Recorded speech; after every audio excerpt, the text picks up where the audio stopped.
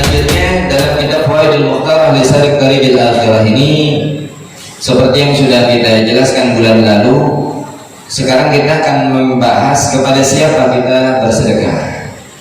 Nah, dari kemarin kan kita dikasih tahu fadilah sedekah begini begitu. Nah, sekarang kita punya harta, kita mau sedekahin ke siapa nih? Gitu. Di sini dibuka pertama dengan sabdanya Rasulullah SAW. Kata Rasulullah SAW, "Laisal miskin alladzi tarudduhu tamrah wa tamratan wa la luqmah wa luqmatan." Orang miskin itu bukan orang yang engkau berikan kepada dia satu korma, dua korma, satu suap, dua suap, 1000, 2000, bukan mereka yang miskin. Jadi kata Rasulullah SAW kan kita seringnya ada yang datang ke kita gitu kan, minta terus kita kasih. Kata Rasulullah SAW bukan mereka yang miskin, tetapi wa fi riwayat as-sahihain laisa miskin innamal miskinu alladzi yata'affaf. Tetapi orang yang miskin itu adalah yang mensucikan dirinya, yang justru tidak menampakkan kemiskinannya, yang justru menyembunyikan kesulitannya, itu miskin. Jadi kepada siapa kita harus bersedekah? Justru kepada mereka yang kita tahu mereka itu susah tapi nggak menampakkan kesusahannya. Kita tahu bahwa mereka sulit tapi tidak menampakkan kesulitannya. Itulah orang miskin yang sejati. Itulah orang miskin yang dikatakan oleh Rasulullah SAW. Makanya di dalam hadis lain kata Rasulullah SAW, "Laisal miskin alladzi yaqufu 'alan nas." Orang miskin itu bukan orang yang keliling ke orang-orang, yang suka datang antar rumah gitu. Maaf ada istilah dawir. Antum ya, ini kita bukan lagi jelekin ya, antum juga harus tahu gitu. Kita cinta sama zuriyahnya Rasulullah SAW, tapi ketika disalahgunakan ini yang salah gitu. Segala sesuatu kalau disalahgunakan itu jadi salah. Ada istilahnya dawir. Mereka keliling antar rumah, dicari siapa yang memang betul-betul mereka ketahui bahwa ini tuh muhibbin, ini cinta anak para cinta para zuriyahnya Rasulullah SAW, sehingga dimanfaatkan rasa cintanya tersebut. Datang, nanti akhirnya tiap bulan datang. Padahal jelas Rasulullah SAW katakan bukan mereka yang miskin, yang suka mutar-mutar antar rumah, datang minta lukmah-lukmatin, tamar-tamrotin gitu, minta sesuap, dua suap, satu korma, dua korma. Makanya ingat dulu waktu ada yang datang ke Alku, ya biasa begitu, Habib Fulan dari sini, dari situ begitu. Dan saya ingat pesannya Habib Rizik, kalau ada yang datang dawir, nanti teleponan aja. Ini ditelepon, Masya Allah dimarah-marahin, maaf ente sama Datuk ente datang ke rumah-rumah orang minta begini, wah sudah ya, habisnya besok gak datang lagi.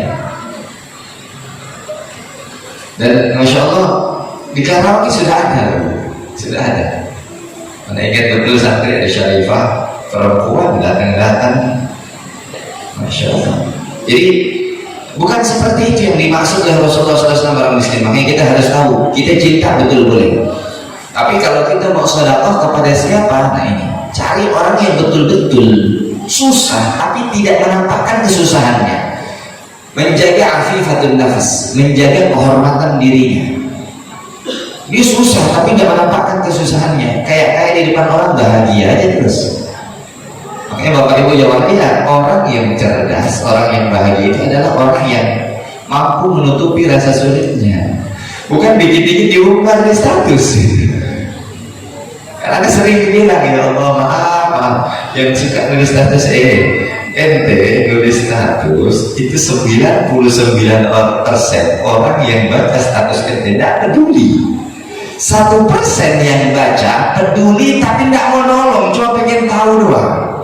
Bagaimana sih hidupnya ente? Dicari tahu. Jadi nggak ada guna, nggak ada untungnya kita nulis status, dikit-dikit lagi susah nulis status itu. Jangan. Apalagi kalau kita mau bahas ya kepada bepriah gitu, nanti takut dijadikan ria. Ya sekali dua kali ngajak orang nggak masalah. Kan Anda sering bilang teks ngajak dengan gak ngajak itu beda loh ya. Teks ngajak dengan gak ngajak beda. Masa kalau lagi ngaji setiap bikin ngaji status gitu kan, nanti kalau lagi nggak ngaji nggak di statusin gitu. Kan orang berpikir loh, ini berarti dia ingin menampakkan nih loh saya ngaji loh, ini loh saya ngaji loh. Jadi kurang-kurangin lah yang begitu gitu. Jangan.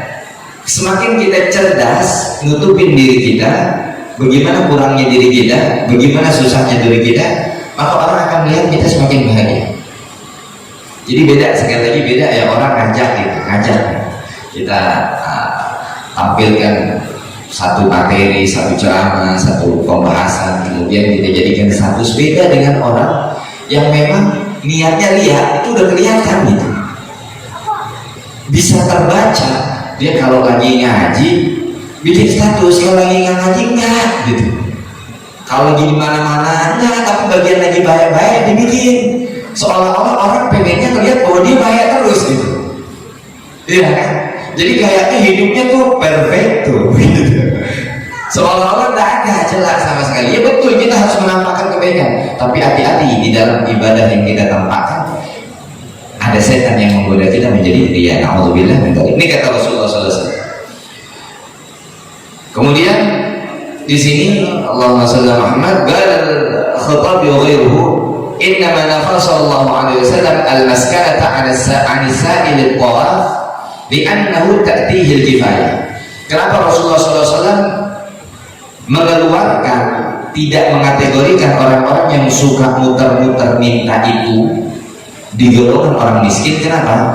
Kata para ulama kita, karena li'annahu ta'tihil kifayah, karena orang yang suka muter-muter itu tadi terkadang lebih cukup daripada kita.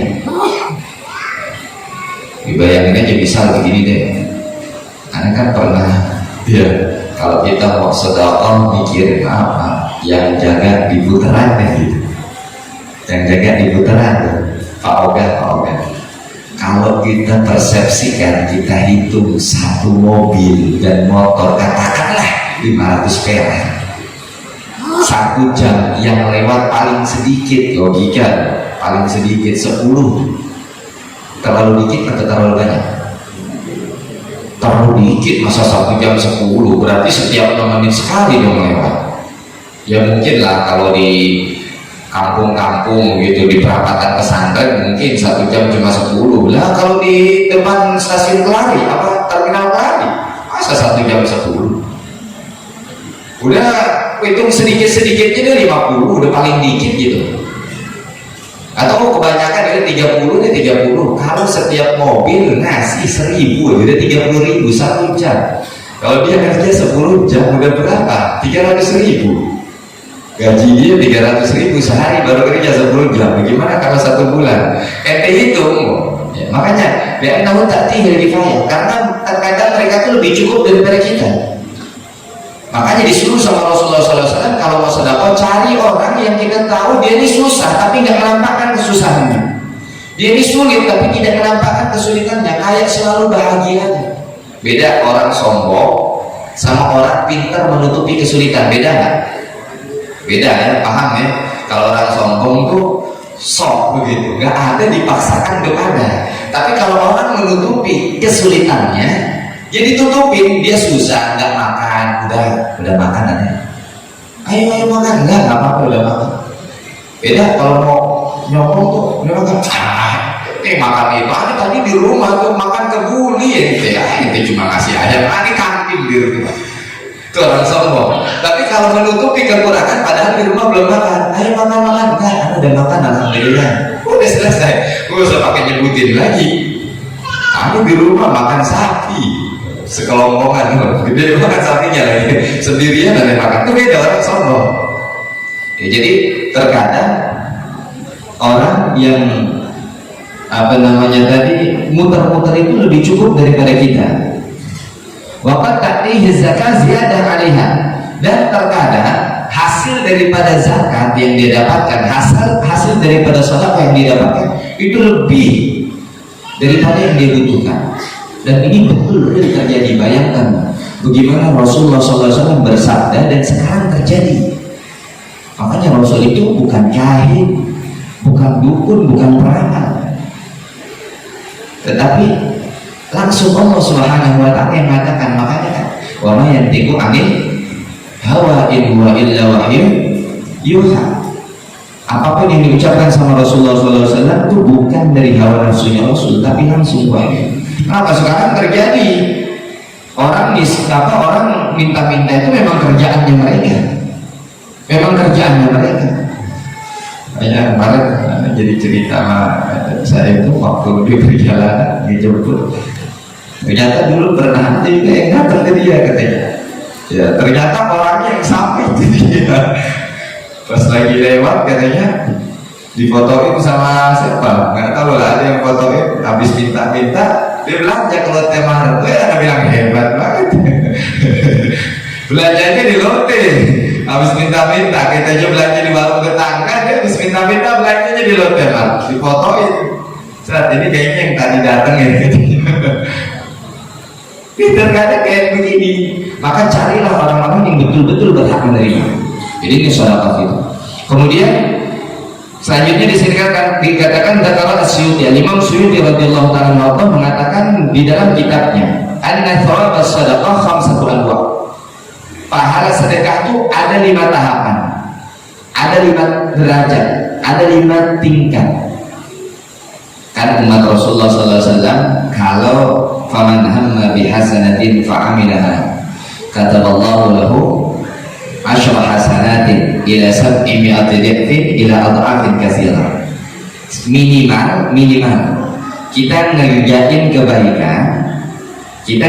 kebaikan umatnya Rasul, minimal dikasih pahala 10. Ingat minimal 10.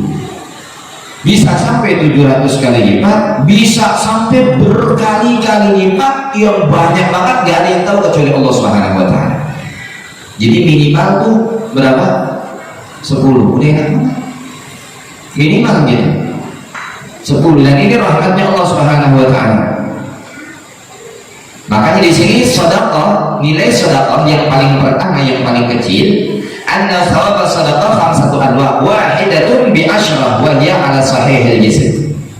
Pahala kita ketika kita sedekah 1000 dikali lipatin dengan 10 berarti berapa? Kita sedekah 1000 kayak 10.000. Itu ketika kita sedekah sama orang yang badannya sehat. Kita ngasih sedekah sama orang yang badannya sehat, bukan siapa-siapa. Orang minta-minta badannya sehat, seger, kita lihat pengamen jereng badannya seger sehat, kita kasih 1000, pahala kita 10.000. Itu paling rendah. Di atasnya wahidatun bitis'in wa hiya 'alal a'ma wal mubtala.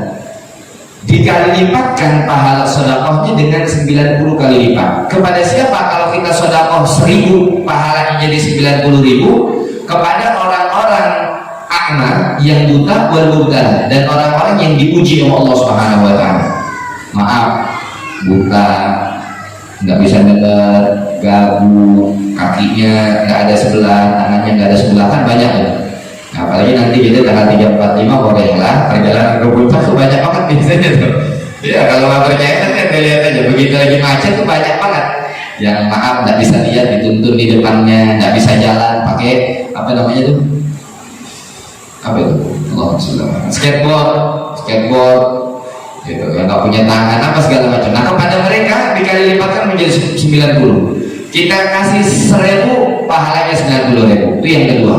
Yang pertama 10, naiknya langsung tinggi 9 kali lipat 90. Kemudian yang ketiga, wahidatun bitis imi'ah wa hiya 'ala dzi qarabatil muhtaj. Yang ketiga, derajat ketiga pahala sedekah ini dikali lipatkan menjadi 900. Nah ini double. 10, 90, 900. Kepada siapa? Dzi qarabatil muhtaj. Saudara kita yang lagi membutuhkan, saudara kita yang lagi butuh, om, tante, pak, de, bube, sepupu, sebibi, sepaham, dan seterusnya. Tapi dengan syarat mereka lagi butuh. Anaknya belum bayar sekolah, anaknya belum disusu, anaknya nggak punya pempes, lagi butuh. Maka kita kasih dia 1.000, kayak kita kasih 900.000. Udah lebih nggak dari 700? Kan tadi kan 10 minimal, 700 atau berkali-kali lipat yang tidak ada mengetahui kecuali Allah. Ini 900. Jadi derajat ketiga 900. Makanya kalau kita, Anda sering bilang kalau kita ibadah pakai ilmu enak, ngeluarinnya sama, pahalanya beda. Tadi kalau kita ngasih ke orang yang sehat, jereng 2.000, cuma dapat 20.000, iya kan? Tapi begitu kita lagi lihat ada orang buta minta-minta, ini lebih gede nih daripada 2.000 ada kasih buat pengamen, 2.000 ada kasih buat yang nggak bisa lihat ini tadi, ya beda. Jadi berapa? 3 lipatkan menjadi 9. Berapa? 2.000 kali 9, 18.000. Nah, lebih beda lagi kalau tadi cuma masa 18.000, 180.000. Nah, ngasih 2.000, 180.000. Tapi tahu-tahu ternyata kita tahu ada saudara kita yang ternyata lagi butuh, kita kasih, lebih gede lagi 2.000, atau susah kalau 2.000 ngitungnya ya. Yang gede di kita 10.000 dikalikan dengan 900, berarti berapa? 9 juta, bukan 900 lagi kan 10.000, 9 juta. 10.000 bisa buat apa kalau buat orang yang lagi butuh? Banyak. Mau nyuci baju, kita tahu, misal kalau kita, tante kita mau nyuci baju, bajunya mau dipakai sholat, kena najis, nggak ada bajunya, nggak ada bajunya, sabun cucinya, kita beliin 10.000 dapat 10 kan gitu. Atau beli pempes dapat 2.500-an, anaknya nggak punya pempes, beliin buat susu. Tahu, tapi yang penting kita tahu bahwa dia butuh. Dia kalau dikalikan menjadi 900. Kemudian yang keempat, wahidatun bimi'ati alaf. Masya Allah. Yang keempat dikali lipatkan menjadi 100.000. Kalau tadi cuma 900, ini 100.000. Naik lagi. Yang keempat, bimi'ati alaf, 100.000 kali lipatnya. Wahia alal abawain, yaitu buat kedua orang tua. Makanya jangan lupain orang tua, kasih orang tua. Orang tua kita ngasih 10.000, ngasih berarti berapa? Kaliin ini 100.000, berapa? Itunya susah. Kebanyakan nol ya. 10.000, 100.000 berarti berapa? Coba yang merasa jago matematikanya pada pebisnis lama banget kayaknya, pada keburu customernya pergi pada sekarang gitu lama. 10.000 dikali lipatkan jangan 100.000, berarti nolnya berapa? 5 ditambah 4, total 9, berarti berapa? Kalau nolnya 9 berapa? 1M tuh, bayangin. Ngasih 10.000 sama orang tua 1M, bagaimana kalau 100.000? 100 miliar ente. Walaupun cuma ngasih 100.000 di hadapan Allah Subhanahu wa taala 1 miliar. Ini yang keempat. Makanya jangan lupain orang tua. Kalau kita di dalam karir kita, dunia kita nih kayaknya mampet begitu, hubungan kita sama orang tua bener. Tapi kalau masalah ibadah kita yang mampet, hubungan kita sama guru gitu bener. Yang keempat ke orang tua. Beruntung yang masih punya orang tua, beruntung. Nah, yang paling tinggi ke siapa? Bahwa hidatun bitis emi'ati alaf. Yang paling tinggi derajat kelima emi'ati alaf, 900.000. Jadi kalau kita ngasih 100.000 tadi kali 900.000 berapa berarti? 9 miliar.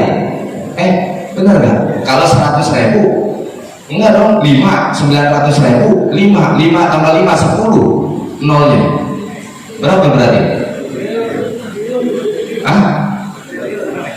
Triliun apa miliar? Kalau nolnya 10 berapa udah? Nolnya 10? Enggak dong, belum. Kalau nolnya 10 baru 10M, berarti kan gitu. Tidak? Berarti 90 enggak, 900 biaya 1 triliun. 1 triliun kurang 1M begitu.